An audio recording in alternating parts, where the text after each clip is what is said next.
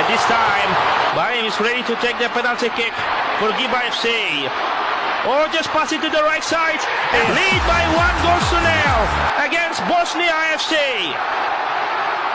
Good teamwork from the two Giba FC players. A penalty kick taking technique that reminds us of Lionel Messi, who once did with Luis Suarez in FC Barcelona 2016.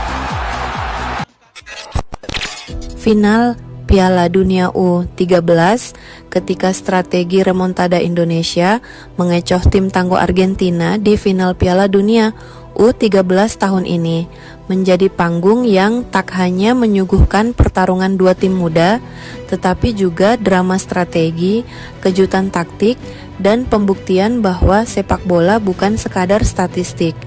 Di satu sisi, Argentina datang dengan reputasi sebagai mesin pembantai, mencetak gol demi gol sepanjang turnamen.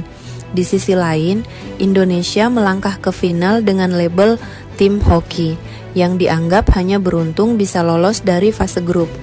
Namun, semua prediksi itu berubah total ketika peluit babak pertama dibunyikan. Argentina U13 tampil dominan sejak awal turnamen. Mereka mencetak rata-rata 4 gol per pertandingan dan tak pernah kebobolan lebih dari 1. Gaya bermain, mereka mengandalkan penguasaan bola, pressing tinggi, dan kombinasi umpan pendek yang mematikan. Para supporter tangguh sudah membayangkan pesta gol di final, apalagi lawan mereka adalah Indonesia, tim yang sebelumnya hanya bermain ala kadarnya.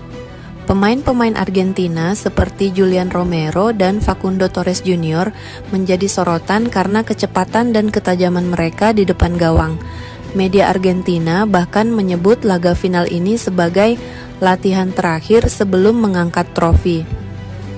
Timnas Indonesia U13 memulai turnamen dengan hasil yang biasa saja. Mereka hanya menang tipis di fase grup dan sempat tertinggal di babak 16 besar.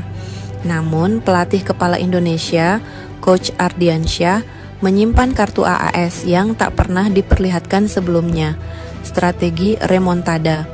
Remontada, istilah yang populer di Spanyol, berarti comeback atau kebangkitan.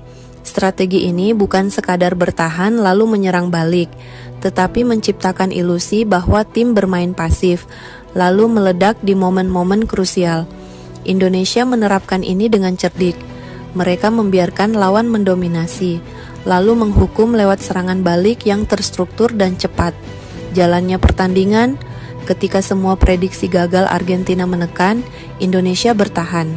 Seperti yang diprediksi, Argentina langsung menguasai permainan. Mereka menciptakan 8 peluang dalam 20 menit pertama. Namun kiper Indonesia, Fatah Ramadan, tampil luar biasa. Ia melakukan penyelamatan gemilang, termasuk satu tendangan bebas yang nyaris masuk ke pojok atas gawang. Indonesia bermain dengan formasi 5-4-1, menumpuk pemain di lini belakang, dan hanya sesekali melakukan serangan balik. Para komentator mulai menyindir gaya bermain ini sebagai parkir bus. Namun Coach Ardiansyah tahu persis apa yang ia lakukan.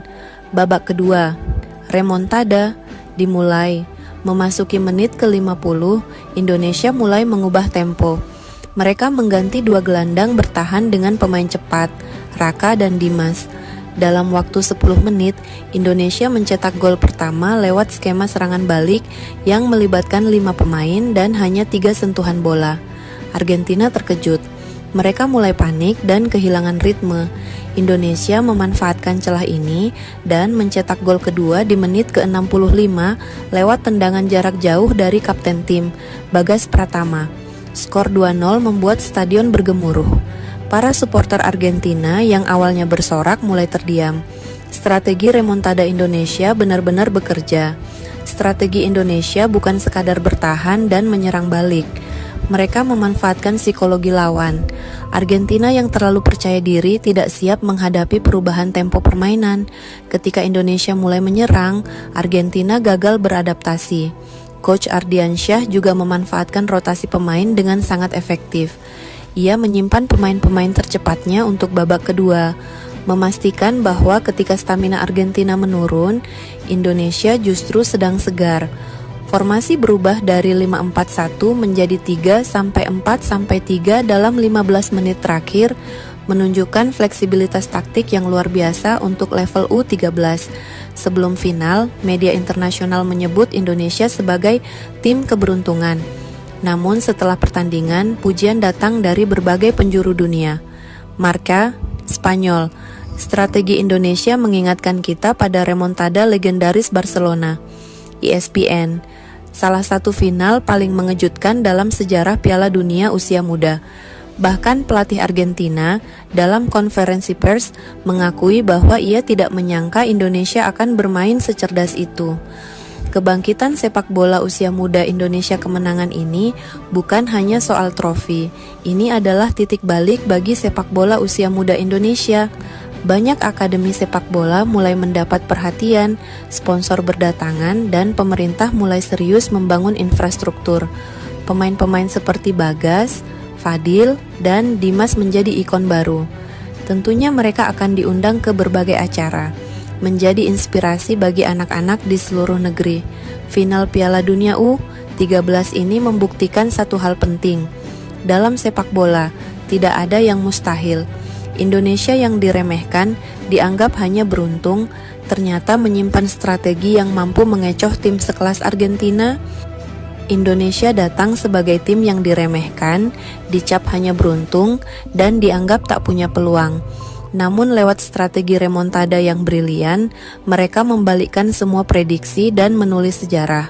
Strategi remontada bukan hanya soal taktik, tapi juga soal keberanian untuk percaya bahwa kita bisa bangkit, bahkan ketika semua orang meragukan kita. Dan malam itu, di stadion penuh sorak-sorai, Indonesia membuktikan bahwa keajaiban bukan hanya milik dongeng, tapi milik mereka yang berani bermimpi dan bertindak. Bagi Indonesia, ini bukan akhir. Ini adalah awal dari era baru sepak bola usia muda.